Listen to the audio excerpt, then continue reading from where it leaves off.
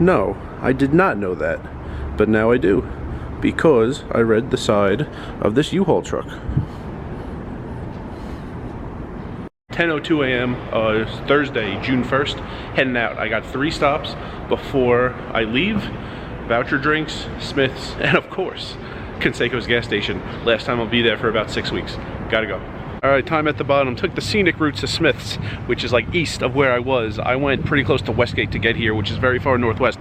Tried to get voucher drinks, way too much traffic with the lane closures for the F1 paving, so ditched that idea, made it out of the traffic, got here to Smith's. After this, Conseco's, and something momentous happens when I leave Vegas. I will show you at the end when I get to the Airbnb what I'm talking about. A huge paradigm shift. I'm being cryptic on purpose. All right, I went to Smith's. So now I'm just eating bagels with cream cheese at Conseco's. Can't think of a better way to spend the morning. Gotta get gas here, and then head to California. By the way, that's the tire place that's not really associated with Conseco's. Conseco's is here.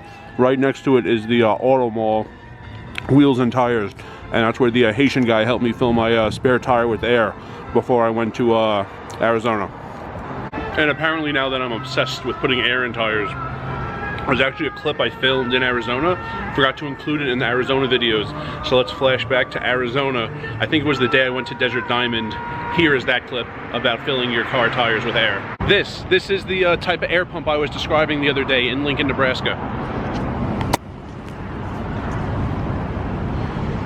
You have the minus, you have the plus, you set the display to the PSI you want. There are these coils, just like in Lincoln, and when you hook this up to the tire, the display will change to what your tire is, and then you'll see it increase, and when it gets to the desired PSI, it beeps. This is how they should be.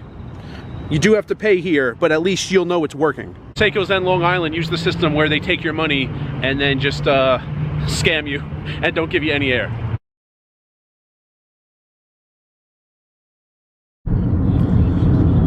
Peace out, Bellagio, and Cosmo, and Aria, and the Strip in general. All right, been here before. This is where you go for your lottery tickets. If you want to cross the border into California, it's right up there on the left. But leaving Nevada, get into California in a minute or so. Somewhere in there is the gas station where you buy your lotto tickets. Got about 3.5 hours left. That's if I don't stop, but the shack is on the way, so a stop is likely. Guys, the shack has seen better days, but at least it's not windy here for the first time in a while. So before I show you what's going on over there, I'll tell you a story, because I saw a couple billboards, well, a ton of billboards on the way here, but 2 are the same for the same lawyer. In Nevada, the website was .net. In California, it's .com. That seems odd to me. The .net made me think of something that was funny, because in 2018, when I played poker a lot over the summer at MGM National Harbor, there was this guy we called Foosball. And anytime someone would come to the table who was young, he would say, "All right, you're a pro, I know it." And like the guy would say, "No, I'm not." And he'd say, "No, don't try to hide it, I know. I've seen you play before. I've seen you play on www.pokerstars.net." And the whole thing was mildly funny, but then at the end, especially the first time I heard it, when he said .net instead of .com, it was hilarious. So anytime I see .net now, I think of that. That guy was awesome.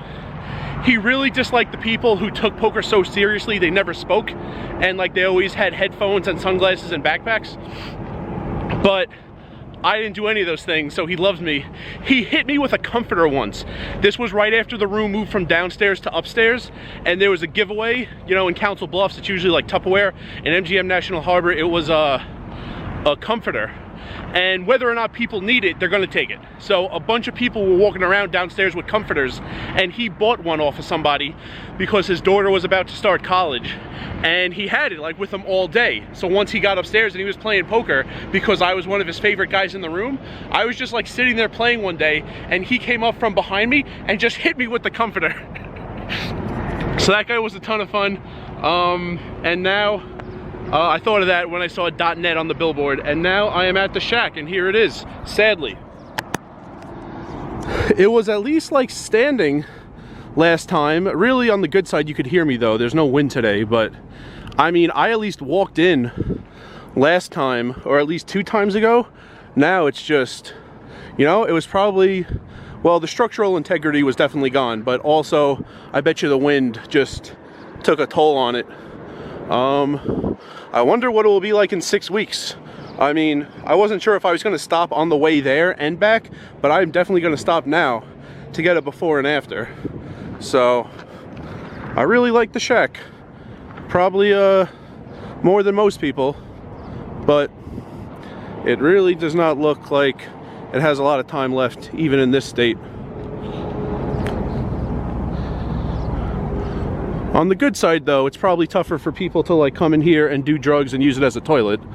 Not that it's going to be a landmark or anything, but here's the shack, and I'm heading back to my car now. So if you ever really wanted to try Peggy Sue's Diner, which I might on the way back in 6 weeks, I am in Yermo right now, Y-E-R-M-O. I don't know what number exit it is, but it is the Ghost Town Road exit. I see signs for it leaving Vegas like instantly. It'll say like, it's actually weird, it doesn't tell me the distance, it tells me the minutes. I mean, the billboard doesn't know at what speed I'm driving.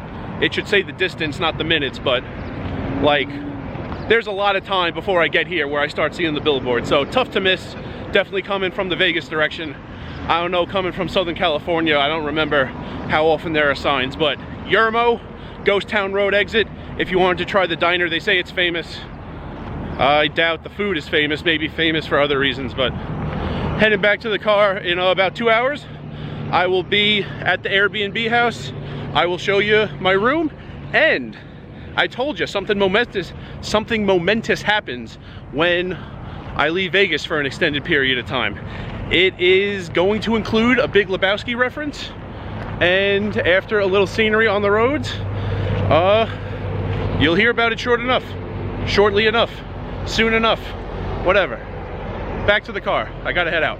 I'm trying to get you a nice view of the clouds and the mountains. There's some snow on the mountains. I don't know if you can tell that through the camera, but it is pretty cool. I was actually up much higher. This road is going downhill right now. I was actually up a lot higher like 5 minutes ago and had an even better view, but couldn't really get the camera out at the moment, but now I am. So I can see it a lot better than you can through the camera, but I hope that's like clouds, like very, very low, not moving clouds, not like something worse, and now it's behind the buildings. I've never seen clouds that dense and that low to the ground. Like that white mound out there, the truck is in front of it right now. I think those are just clouds. I don't know what else it could be. I've never seen them like at my level. I'm on the road and they're right there.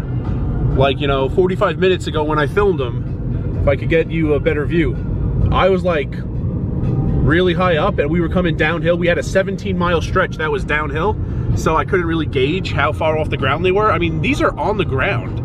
You could just like walk over there and be in the clouds. I've never seen this.